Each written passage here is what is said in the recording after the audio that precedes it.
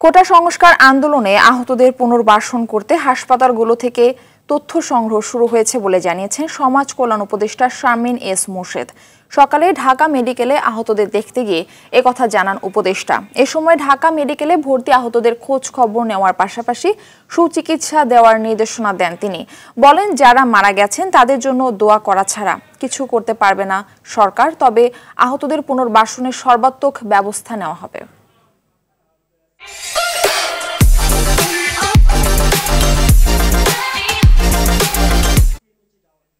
তাদের পুনর্বাসন কিভাবে ঘটাবো, আজকের থেকে শুরু হয়ে গেল তাদের পুনর্বাসনের কর্মকাণ্ড।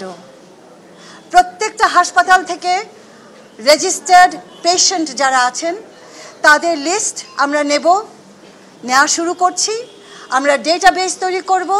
সেই ডেটাবেস ধরে নাম, স্থান, যোগাযোগ ঠিকানা আমরা একটা ডেমোগ্রাফিক ম্যাপ করব। দর্শক, এই বিষয়ে সরাসরি জানাতে ঢাকা মেডিকেল কলেজ হাসপাতাল থেকে সরাসরি যুক্ত হচ্ছেন সহকর্মী সুমন তানভীর। আহতরা চিকিৎসা নিতে কোনো অসুবিধা পোহাচ্ছেন কিনা এবং পরিবারের সদস্যরা কি বলছেন জানাবেন।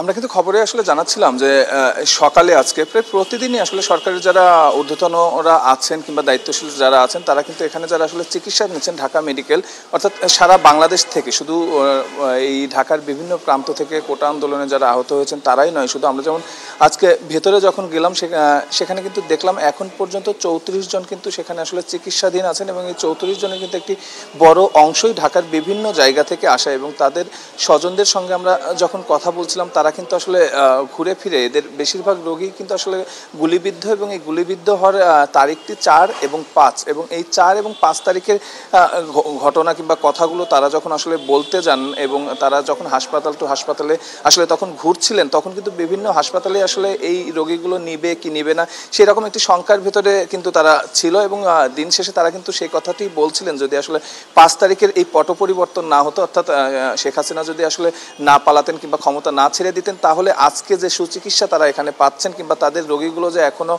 মোটামুটি অনেকেই সুস্থ বোধ করছেন এবং অনেকে রিলিজ দিয়ে দিবে এমন রোগীর সংখ্যাও কিন্তু আমরা অনেককে দেখলাম।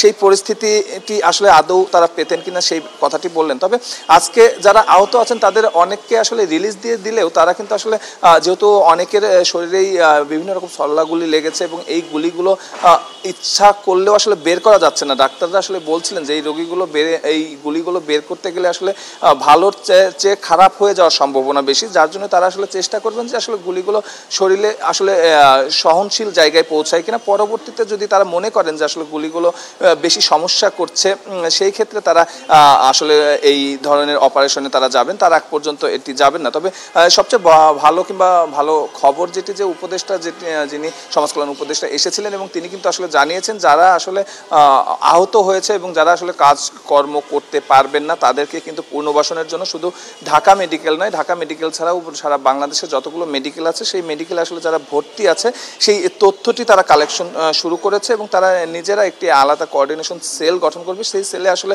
শুধু হসপিটাল না, আমরা সাংবাদিক যারা আছে কিংবা বাইরের যারা আছে তারা কোনো তথ্য দিলে তার তথ্যটিও কিন্তু এন্ট্রি হবে। আমি শুধু ঢাকা মেডিকেলের কথা যদি বলি যে ঢাকা মেডিকেলে কিন্তু এ পর্যন্ত প্রায় 2200 রোগী কিন্তু এই কোটা আন্দোলনকে ঘিরে কিন্তু ভর্তি হয়েছিলেন এবং সর্বশেষ আমরা যেটি বললাম যে 34 জন রোগী এখানে আছেন। শুধু এই এক ঢাকা মেডিকেলেই কিন্তু মারা গিয়েছেন প্রায় 163 জন কিন্তু এই ঢাকা মেডিকেলে শুধু মারা গিয়েছেন এবং এখন পর্যন্ত 3 জন আইসিইউতে আছেন। তারপরেও ডাক্তার আমাদেরকে যেটি বলছেন যে আসলে আশঙ্কাজনক অবস্থায় আছে এমন রোগীর সংখ্যা আসলে তাদের কাছে নেই। তো এই ছিল আসলে ঢাকা মেডিকেলের সামনে থেকে আহত রোগীদের নিয়ে আমার কাছে সর্বশেষ।